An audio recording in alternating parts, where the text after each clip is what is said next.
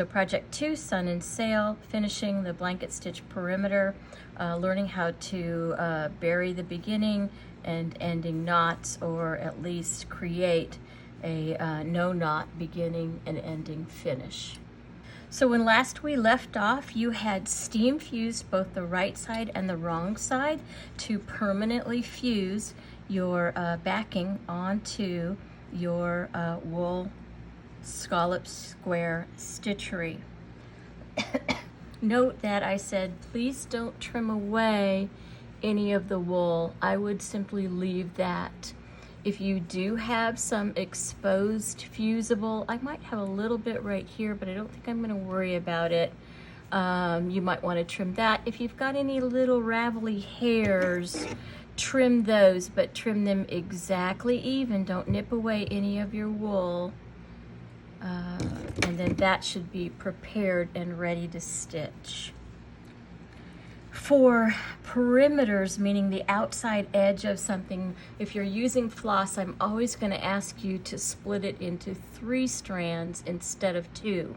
We use 2 strands to stitch motifs on, but when it comes to a finishing edge, I'm going to ask you to use 3 strands instead. In embroidery lingo, we are trying to create a size, at least a size 12, if not a size 8 pearl cotton for the outside, though we're using floss, so hence the need to split it into 3 floss strands. Working from the back, and if you were with us in project 1, hopefully you laughed because I never got that clock right. I don't know what I was thinking. So I went ahead and printed a visual. How about that?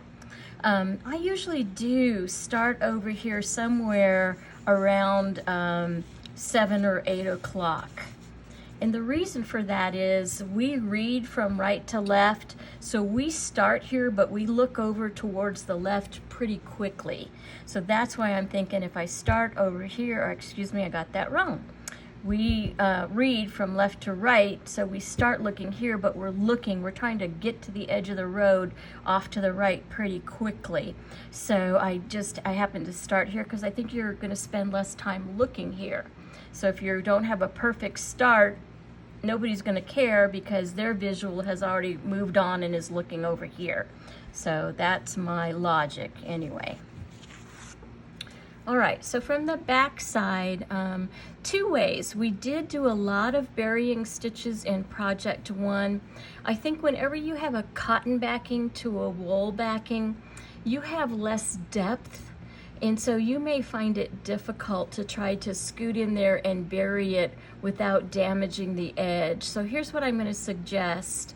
We're calling this a no knot beginning and ending, but you're going to see your knots for a little while. So I'm going to try and scoot my needle between the wool and the cotton without, right now you can see I'm trying, kind of going back and forth, and I want to get to the edge.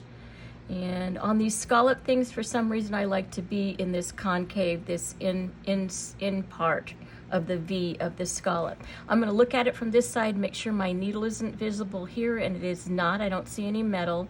So I'm going to come straight up. And there's some resistance. You can literally feel your needle working through the fusible, without a doubt. So I have brought my thread up right at that point right there. Let me make sure you can see what I'm looking at. Not so much. Okay, let me come back out here. Right there is where I'm at. My knot is still visible here. I'll show you how to do that in video 17 part 2, what we do about that, but just leave that guy hanging there for the time being. Okay, and then I'm just going to start my blanket stitching, and remember it's the same as it always has been. Nothing changes. You're going to literally make a circle with your thread. I'm going to go in from the front all the way to the back, and I'm going to kind of twist my needle and come up through my circle so it catches itself.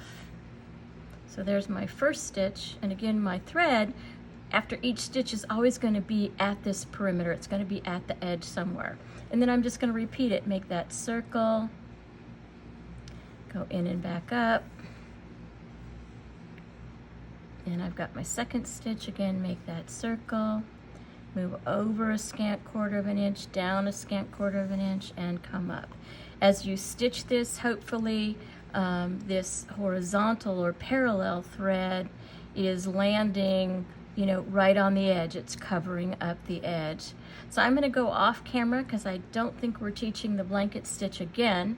But I'm going to stitch to the end of this thread so I can show you how to end, and I can show you what to do with this exposed knot that's right here for the time being. So I'll see you in video 17 part 2.